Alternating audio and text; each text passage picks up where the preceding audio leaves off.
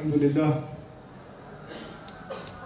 لله خالق الوجود من العدم وجاعل النور من الظلم ومخرج الصبر من الألم وملقي التوبة على الندم، فنشكره على المصائب كما نشكره على النعم، ونصلي على رسوله الأكرم ذي الشرف الأتم والنور الأتم والكتاب المحكم وكمال النبيين والخاتم سيد ولد آدم الذي بشر به عيسى بن مريم ودعا لبعثته إبراهيم عليه السلام حين كان يرفع قواعد بيت الله المحرم، فصلى الله عليه وسلم وعلى أتباعه خير الأمم الذين بارك الله بهم كافة الناس العرب منهم والعجم. الحمد لله الذي لم يتخذ ولدا ولم يكن له شريك في الملك ولم يكن له ولي من الذل وكبره تكبيرا. والحمد لله الذي أنزل على عبده الكتاب ولم يجعل له عوجا. والحمد لله الذي نحمده ونستعينه ونستغفره ونؤمن به ونتوكل عليه ونعوذ به من شرور أنفسنا ومن سيئات أعمالنا، من يهده الله فلا مضل له ومن يضلل فلا هادي له، ونشهد أن لا إله إلا الله وحده لا شريك له، ونشهد أن محمدا عبد الله ورسوله أرسله الله تعالى بالهدى ودين الحق ليظهره على الدين كله وكفى بالله شهيدا، فصلى الله عليه وسلم تسليما كثيرا كثيرا. ثم أما بعد، فإن أصدق الحديث كتاب الله، وخير الهدي هدي محمد صلى الله عليه وسلم، وإن شر الأمور محدثاتها، وإن كل محدثة بدعة، وكل بدعة ضلالة، وكل ضلالة في النار. يقول سبحانه وتعالى في كتابه الكريم بعد أن أقول أعوذ بالله من الشيطان الرجيم: يا أيها الذين آمنوا اتقوا الله وقولوا قولا سديدا يصلح لكم أعمالكم ويغفر لكم ذنوبكم ومن يطع الله ورسوله فقد فاز فوزا عظيما. اللهم اجعلنا من الفائزين. رب اشرح لي صدري ويسر لي أمري واحلل عقدة من لساني يفقه قولي. واللهم ثبتنا عند الموت بلا إله إلا الله. واللهم اجعلنا من الذين آمنوا وعملوا الصالحات وتواصوا بالحق وتواصوا بالصبر. آمين يا رب العالمين. In today's khutbah, I'd like to share with you just some lessons from some of the concluding ayat of Surah Al-ahzab. And Surah Al-ahzab, for those of you who don't know, include many subjects. But one of the things that ties all of the subjects of Surah Al-ahzab together is actually sharp language. There were scandals that were attempted to be raised in the private life of the Prophet ﷺ, in his marital life. And that issue is addressed in Surah Al-ahzab.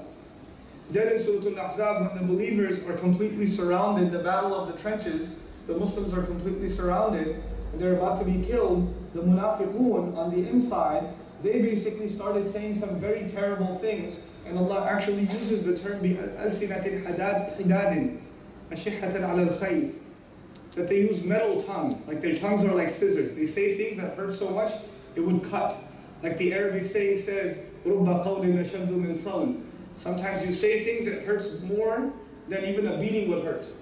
So they were saying mean and terrible and hurtful things that would destroy the morale of the Muslims. And at the end of this surah, Allah Azza wa Jal gives one of those advices that ties all of those problems together in a statement that the Prophet ﷺ used to repeat often in the Masnoon khutbah. It would begin the khutbah. There are some ayat that Rasulullah ﷺ used to love to repeat from the Quran. And this is one of those ayat.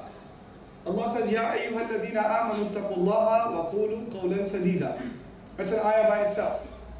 Even though, it's interesting, even though from a grammatical perspective, the next ayah is part of the same sentence. Because in English or in any other language, there are conditional sentences. You have the if, and then you have the then. If you do this, then this will happen. And that's an entire sentence. Right? If I eat healthy, then I will feel better. That's one sentence. It's not two sentences.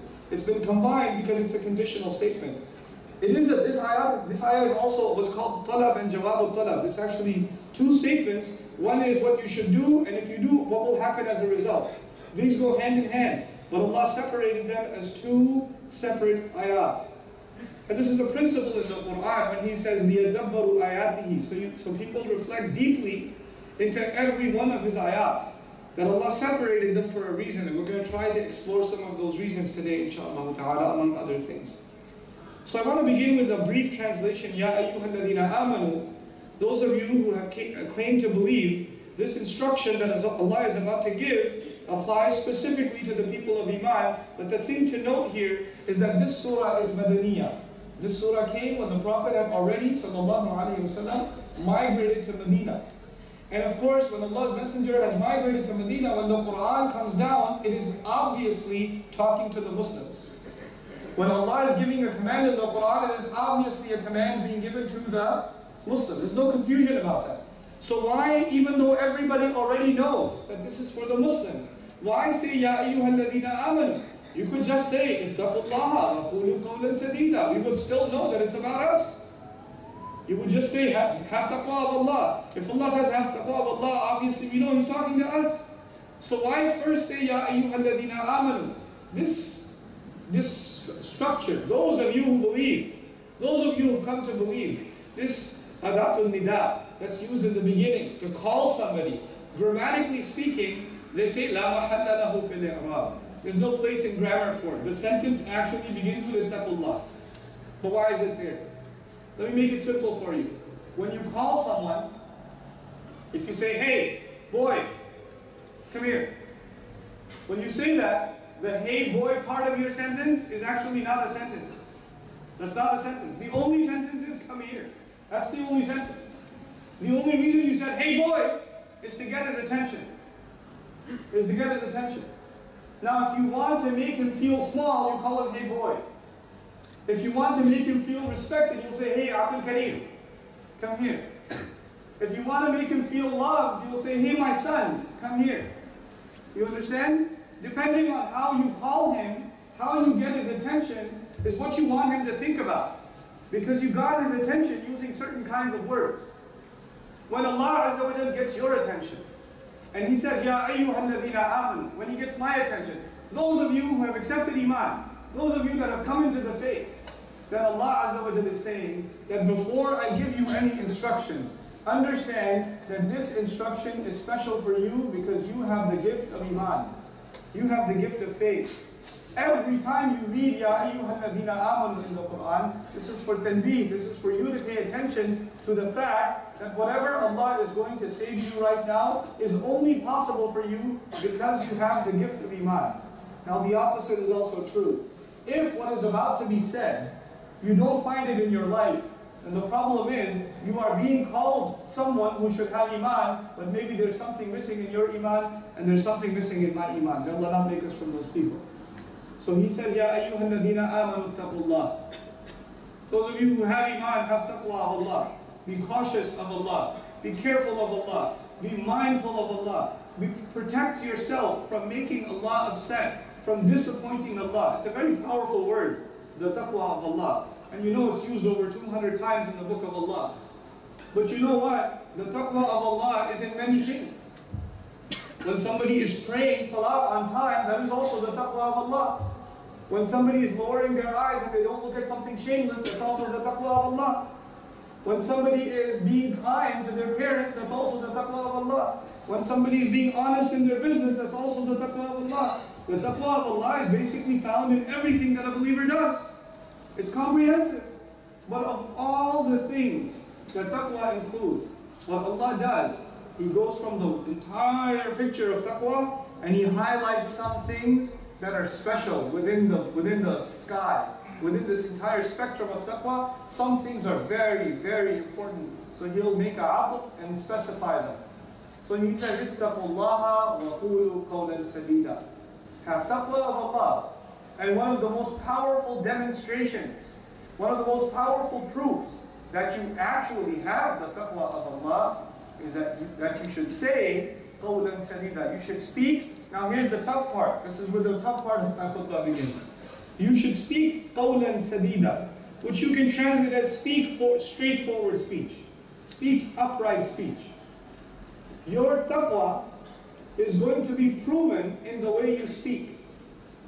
In these ayat, the instruction is, if you have iman, you have taqwa. And if you have taqwa, it should affect the way in which you speak directly. And this is one of the most fundamental, primary ways in which you can prove to yourself, and you hope to prove to Allah that you carry this thing that is of more value than anything else, and that is the taqwa of Allah in your heart and the taqwa of Allah in my heart. Because at the end of the day, when we go before Allah on Judgment Day, nothing else is of any benefit. يَوْمَ لَا يَنْفَعُ مَالٌ وَلَا بَنُونَ إِلَّا مَنْ أَتَى اللَّهَ بِقَلْبٍ سَلِيمٍ. You know, no money, no children are going to be any good on that day. The only thing that will matter is whether we have a heart with taqwa or not. And today in this khutbah we're learning that taqwa is directly tied to how you speak. But the problem is, Allah did not say who do you speak to. How you speak to your teachers, how you speak to your parents, how you speak to your children, how you speak to your friends, how you speak to your employees, how do you speak to your employers, how do you speak to your neighbor, how do you speak to someone next to you on the road when you're walking, or when you're taking a bus, or when you're in traffic and somebody cuts you off and they roll their window, how do you speak to them? How do you speak to? Allah did not specify. You know what that means? Anytime you speak, you have to have certain guiding principles, certain qualities in your speech. And those are the guiding principles that are being taught in this remarkable, remarkable ayah. He says, قُولُوا قَوْلًا سَدِيدًا. Here is what your qawl, your speech, the quality it should have, is it should be speech that is sadid. The word used in the Arabic language is sadid. And a rough translation means straightforward. But we're going to dig deeper, inshaAllah ta'ala. السَّدُّ إِخْلَاقُ الْخَلَلِ وَرَدُّ الثَّلَبِ. They say in Arabic, sadd is actually when you fill in the gaps. Like, you know, if you have a wall and it's got a crack, and if you don't fix the crack, what's going to happen? The crack is going to get bigger, right? So you want to fix that so you fill it quickly, so it doesn't become a bigger problem, okay? So when you fill in a crack, that's actually called sadd. You have to give, when you talk, you have to speak in a way that prevents future problems from happening. You have to, I'll say that again, you have to speak in a way that prevents future problems from happening. And you don't speak in a way that will create problems in the future. You have to think about the future now when you speak. That's part of qawl and sadid, part of being cautious. You know, there's a way of saying something, the same thing. You can say the same thing, and you can say it in different ways. And one way you say it, it will prevent future problems. And another way you say it, it will create many future problems. Same thing though. It's the same exact thing. If somebody does something wrong, if my wife did something wrong, if my children did something wrong, if my wife put too much salt or too little salt in the food, there's different ways I can say it. I could say, this food is delicious. Oh man, it already reminds me of Jannah. Let me see if I try some more salt, it might become Jannatul Firdaus. You know, that's one way of saying it. Another way of saying it is, woman, what is wrong with you? Why do you always put salt? You don't put any salt in the food. You know? Why do you hate me so much? You never. Why can't you cook properly? Why can't you cook like my mother? When you talk like that, you watch out. There might be poison in your next meal. So just be careful. You will create future problems. You're creating feelings in somebody's heart that are going to mess things up in the future. Correcting someone is one thing, but the way you correct them is something else. Don't create future problems. Other part of that is, you know, your office communications, or your communications between friends, your text messaging, or you're sending an email. When you send an email, and you say something, sometimes you can read the email and you can understand it one way or the other way. You know? You can stop, you can say, you know, stop, don't go. Or don't stop, go. What does that mean? If you say don't, stop, you know, then it means to stop. But if you say don't go, or somebody says don't, just go. People are confused. What do you mean? You want me to stop or you want me to go? What do you want? You have to speak in a way people understand you perfectly, and there's no room for confusion. There's no room for confusion. Sometimes we talk to people and they understand one thing, and then you go see the work, they did something the exact opposite. I thought that's what you said. Well, you didn't speak qawl sadid. That creates problems in business. It creates problems in class. It creates problems between teacher and student. It creates problems between husband and wife. You have to have clear speech that you anticipate. This might be misunderstood in this way. So let me try to make sure I speak in a way that it won't be misunderstood. The second thing, they say, As-sad al-jabal, al-hajiz. The sad could also be a barrier. The sad can also be a barrier. You should speak in a way that prevents trouble. You could see a problem is coming. If you open your mouth, it won't happen. Sometimes you see a problem is coming and you don't say anything. And then it happens, you say, I knew it was going to happen. I should have said something. No. If you know that something's going to happen, somebody looks angry and they're going to do something bad, then you speak. Bro, you look angry, I think you're going to do something bad. You might say something you regret later. Don't make the call right now. You're sitting with your friends, one of your friends get angry. Hold on, let me call him right now. No, wait. Hold on. You don't sit quiet. You speak in a way that prevents evil from happening. This is within the framework of al-qawl as-sadid. Then, going further within qawl as-sadid, as-sidad min al-aish, ma tusabu bihi al-haja. So beautiful. Speech, as-sadad is also used for what fulfills a need. What fulfills a need. People need to hear things from you. Your children need to hear from you that you are proud of them, that you love them, that you forgive them. You don't just assume, oh, they know. They know. You ever tell your boy you love him? Yeah, he know, of course I love him. Yes, I know, of course you love him, but did you tell him that you love him? No, you don't talk like that. They might go crazy if you talk like that. You know? So I don't talk, no, sometimes people need to hear these words. They need to hear these words. I have seen 30-year-old men cry to their fathers, you never once said that you're proud of me. And the father says, I was always proud of you. And the son says, why didn't you say anything? This is also part of sadid. Things that should be said, you should say them. People need these words. People need these words. Rasulullah sallallahu alaihi wasallam used to acknowledge the good qualities of the Sahaba. He used to acknowledge them because it needs to be said. Something needs to be said. They have a need. And it's not just the good. Sometimes you have to say something that somebody is doing wrong. And sometimes it's very difficult. Sometimes your mother is doing something wrong. Sometimes your father is doing something wrong. Sometimes your father is involved in a haram business. Sometimes your mother is doing a lot of backbiting. They're not angels. We love them. They are our parents. We want to earn Jannah by serving them. But sometimes they're doing something wrong. You have to be able to speak so you can keep them from disobeying Allah. You have to speak with humility. You have to speak with respect. But you can't stay quiet and say, that's my mother, I can't say anything. That's my father, I can't say anything. No. You have to prevent them with your words. You have to try to stop them. With love, with respect, but you still have to do it. It's difficult. This is part of qawl sadid. To speak what people need to hear. If it's good that they need to hear. Or even if it's criticism in the most loving way. In a way that will actually fulfill the need. Not make them more angry towards you. That you must speak out. Then, just a couple more. Within the words qawl sadida, as-sadad kadhalika al-isaba. To speak correctly. Sometimes we tell people what they want to hear. There's a big problem. We tell people what they want to hear, and we're not honest with them.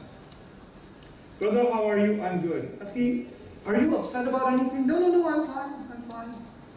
You're not fine. You're upset with this brother. He said something that bothered you, but when he asked you, are you okay? Are you upset with me? No, Akhi, it's okay. When he asked you, you don't say it. And then when you go with your friends, man, I don't like that guy. You know what he did to me? And you run your mouth about it. You have a chance to speak clearly, openly, and say, this is what I find wrong. This is what you said and it hurt my feelings. And I wish you didn't say that. Because I like you, I respect you, but it really hurt my feelings when you said that. I really didn't like when you did this. Be clear. Be clear. And why are we not clear? We say it might hurt somebody's feelings. Let me tell you, when you are not open, and when you are not honest, When you don't have isaba in your qawl, when you don't have sadad in your qawl, you don't speak clearly and directly to people and honestly with people, then that creates bigger problems. If you don't like a brother, you have a problem with this brother, and he says assalamu alaikum to you, and you say wa alaikum assalam to him, and you don't tell him that you have something in your heart against him, then your wa alaikum assalam is a lie, because wa alaikum assalam means that you are offering him peace, but there's no peace in your heart. You have to solve this problem. The Rasulullah sallallahu alaihi wasallam would advise us that we should not stay away from a brother more than the span of 3 days without saying salam, which means not only wa alaikum salam and you hang up, assalamu alaikum and you hang up, but the fact that you say assalamu alaikum, now you have to clearly speak about your problem and actually be at peace with your Muslim brother. You have to be at peace with your brother. You don't just say salam and not mean it. لِمَ تَقُولُونَ مَا لَا تَفْعَلُونَ. Why do you say what you don't even do? You have to say peace and you have to mean peace. You have to mean it. And this is clarity in speech. We need this clarity in all of our relationships. Sometimes in marriage, this is difficult. Sometimes your wife does something, it really upsets you. Or you do something and it upsets the wife. And you stay upset for 30 years and you don't say anything. And you think this is called sabr. But eventually, after 30 years, you explode. And she says, why are you going so crazy? I never put salt. Yes, I know for 30 years you didn't put salt. And I was crazy. No, hold on a second. Hold on a second. You should have found a loving way to say it from the beginning so you could be clear. People cannot imagine what you think. People cannot imagine how you feel. You have to let them know. Especially in relationships. With your parents, with your children, with your wife, with your friends, with your brother, with your sister, with your imam. If there's something in your heart, you should let them know. They need to know. This is the transparency needs to exist in a relationship. Once again, Sadeed is what fulfills a need, which covers the adab of speech, right? The way you speak should be fulfilling. It shouldn't be offensive, it shouldn't be angry. But at the same time, in the name of being respectful, sometimes we don't speak clearly. Or we just don't say anything. And that's what Allah is preventing in this one simple phrase. Ya ayyuhal ladhina amanu taqullaha wa qulu qawlan sadida. So beautiful. So beautiful. And so one of the last meanings of the word sad that I want to share with you is as-saham idha istaqama. You know from the famous poem, فَلَمَّا اسْتَدَّ سَاعِدُهُ رَمَانِي. Some say فَلَمَّا اشْتَدَّ, Lisan al-Arab says فَلَمَّا اسْتَدَّ سَاعِدُهُ رَمَانِي. When the arrow becomes perfectly straight. And that's what a lot of translations say, right? Speak straightforward speech. Straightforward speech. You know, there are people who can speak for 30 minutes and you have no idea what they say. No idea. I know this because I come from the United States. In the United States you have, you know, many years ago they had this Enron scandal. There was an executive corporation, financial corporation, cheated millions of people out of millions and billions of dollars, right? And then they went to court. It was the Supreme Court. And they take the top executives and they ask them, well, did you order these papers signed or not? That's a simple question, and the answer should be yes or no. Simple question. And the guy speaks for 30 minutes. When I was in college, I used to do this, that, and he's talking, but there's no sadad in his code. He should just be saying yes or no, but he goes all over the place, except what he's supposed to talk about. And now time for now, we'll have court tomorrow. That's what they do. Politicians do this. During election seasons in the United States, you know, they'll just talk about, they won't talk about the question that was asked. They'll talk about the time when they were young and they were playing baseball all the time, and they'll crack a joke or something. They won't deal with the issue itself. They won't speak directly. One time I was on a talk show with a Christian. He was a Catholic. And he had questions for me about Islam. So he had a chance to ask me 2 questions, and I had a chance to ask him 2 questions. So when my turn came to ask him questions, because he's Catholic, he had one of those amulets of a saint. So I said, why do you have that on? And he told me this is saint so-and-so, he protects me. You know, because I wear this, I don't get into car accidents, and I don't have this problem or that problem. I said, why do you need his protection when God's protection is not enough for you? Why do you need his protection? Then he says, well, you know what I really like? I really love Islamic architecture. And I really love Spanish history. And I'm talking to him, and I said, yeah, I love Islamic architecture too, but why are you wearing an amulet? And I really love Spanish history and the Muslims in Spain because I am from Spain. I love Spanish history too, but why are you wearing the amulet? He would not come to the point. Why? Because they don't understand what qawl sadid means. Did you know that when Islam spread, and it went to the Greeks, because the Greeks had philosophy. These were people of philosophy. And when you study philosophy, you go in every direction except straight. And their criticism of Islam, the first criticism of the Quran they had was this book is too straight. It doesn't go in circles enough. It's not complicated enough. It's too straightforward. That was actually a criticism they had because they enjoyed complicated speech. This is what they enjoy. Allah says, "Qulu qawlan sadida." Speak straightforward. Get to the point. Don't dilly-dally. This is something you want to say. Allah says it the way it is. He doesn't, try to soften the blow. This is actually something that was found in the culture of the Arabs. Historically, the Arab people, they are straight. They say it like it is. This is different from the Desis. We never say it like it is.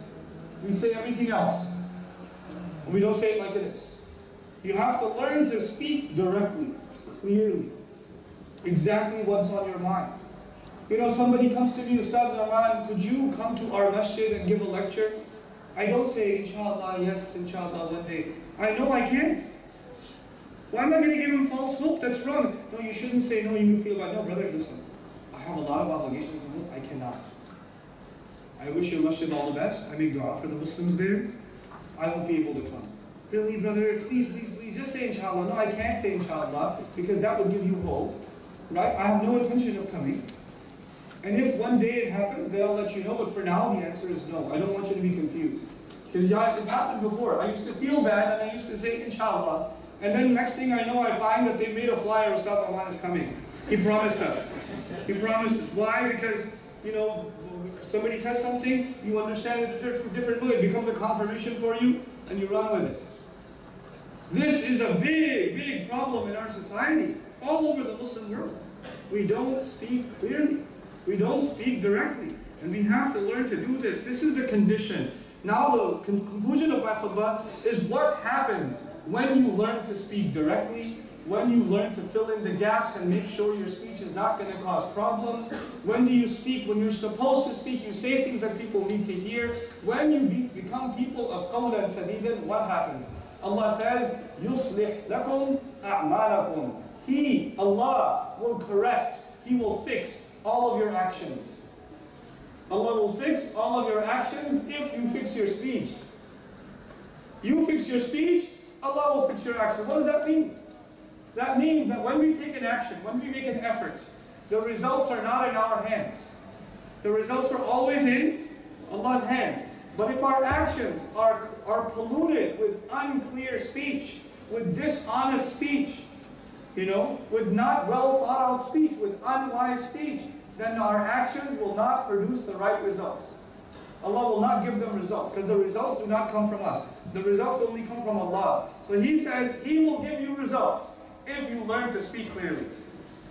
If you're not seeing the results of your efforts, maybe there's a problem in the way you communicate. Maybe that's where the problem is. Because He says, قُولُوا قَوْلًا سَدِيدًا يُصْلِحْ جَوَابُ الطَّلَبِ يُصْلِحْ لَكُمْ أَعْمَالَكُمْ. He will correct for you your deeds. He will fix for you your deeds. The results of your deeds. And the things that you will do, and how you will do them correctly. Because you know what human beings do. We take action based on what we hear and what communications happen. If the communication is clear, then the actions will be pure. If the communication is corrupted, then the actions will be corrupted. That's how it's going to be. He says, يُصْلِحْ لَكُمْ أَعْمَالَكُمْ وَيَغْفِرْ لَكُمْ ذُنُوبَكُمْ.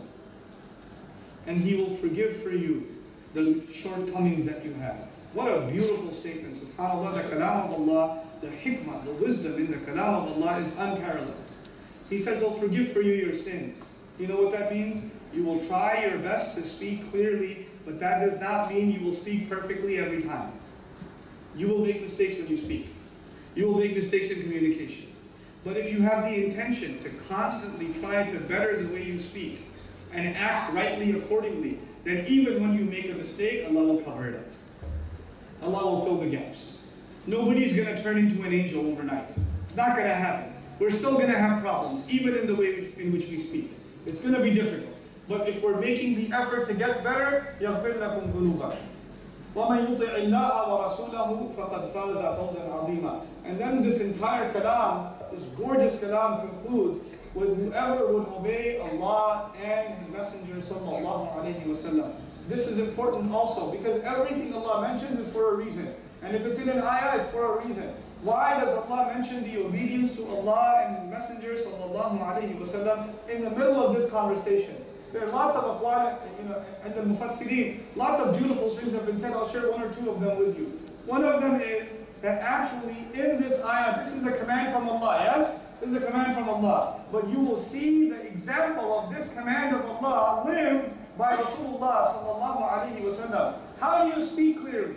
How do you make sure you speak in a way that people hear what they need to hear? How do you make sure you think about what people are going to understand or misunderstand in the future? How do you make sure you speak exactly what needs to be said? How do you fulfill all of those conditions of speech? Every single time, that will be the words of Rasulullah sallallahu alayhi wa sallam. If you want to obey this command of Allah, you better obey the legacy of your Messenger sallallahu alayhi wa sallam. وَمَنْ يُطِعِ اللَّهَ وَرَسُولَهُ فَقَدْ فَازَ فَوْزًا عَظِيمًا. Then this person has attained an enormous, incredible success. This is the greatest success you can have. Think about this, people. Allah Azza wa Jal wants the best for the human beings. Nobody cares more about us than Allah subhanahu wa ta'ala. And Allah gave us all these blessings. He gave us so many blessings in our life. He gave us health. He gave us money. He gave us clothes. He gave us family. He gave us this Islam. He gave us the masjid we're sitting in. He gave us the brotherhood that we enjoy towards each other. He gave us all of these things. But above all of these things, He gave us His own words. He gave us His own kalam. Ar-Rahman 'allama al-Qur'an. He gave us the Qur'an. He gave us His own words. Subhanahu wa ta'ala. And His word is the ultimate example of what is sadid, what is straightforward. And so, the greatest gift given to human beings is clear speech. His own speech. So you understand that when we speak, that we have to live up to this great gift that Allah gave us. You know, in Surah Al-Rahman, Allah even went as far as to say, "Allamahu al-bayan." He taught the human being speech. And Ibn Ashur in his commentary in Al-Tahrir wa Tanwir, he even said that Allah taught the human being speech so that one day he could learn the Quran.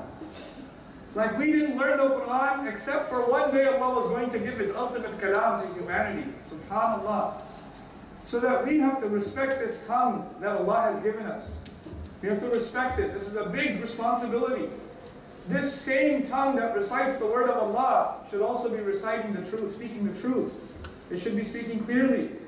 You know, how can you use the same tongue to recite Fatiha and the same tongue is used for lies and for cheating and for stealing and for insulting people or not speaking the truth? How can those two things exist at the same time? How can that happen? So we have to fix ourselves.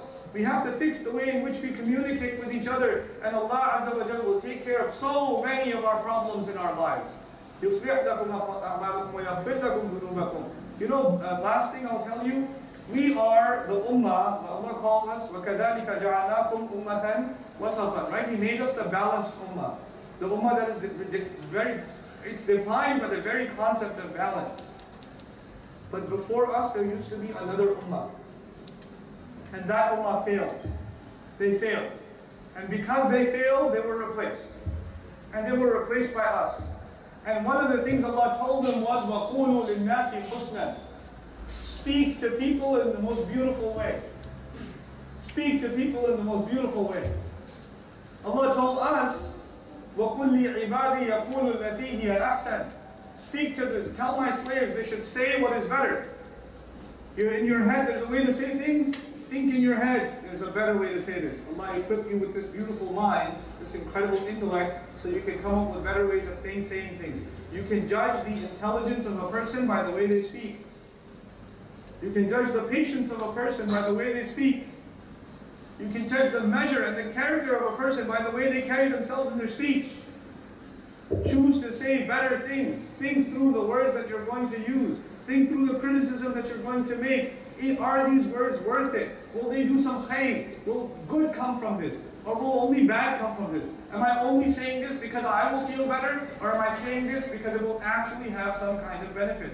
May Allah Azza wa Jal make us an ummah of qawlan sadida. May Allah Azza wa Jal bless this ummah and create unity within this ummah. I make special dua as I'm leaving you, inshallah ta'ala, tomorrow. I make special dua for the Muslims living in this part of the world, living in Dubai. May Allah Azza wa Jal keep the Muslims here safe and united and give barakah in their rizq and give them the ability to raise good, strong, healthy Muslims that can be a role model to the entire ummah, so they can show what the Muslims look, what a great Muslim society looks like, how they can navigate the best of both worlds, that they can get the best of their education in every field, and at the same time carry the best values of the deen of Allah at the same time. May Allah Azza wa Jal protect all of us and our families from the fitan, from the trials, from the difficulties and the challenges that surround us, and may Allah Azza wa Jal make each other, us, a support for each other.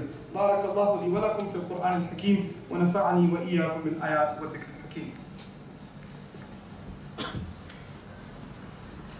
الحمد لله وكفى والصلاة والسلام على عباده الذين اصطفى خصوصا على أفضلهم وخاتم النبيين محمد الأمين وعلى آله وصحبه أجمعين.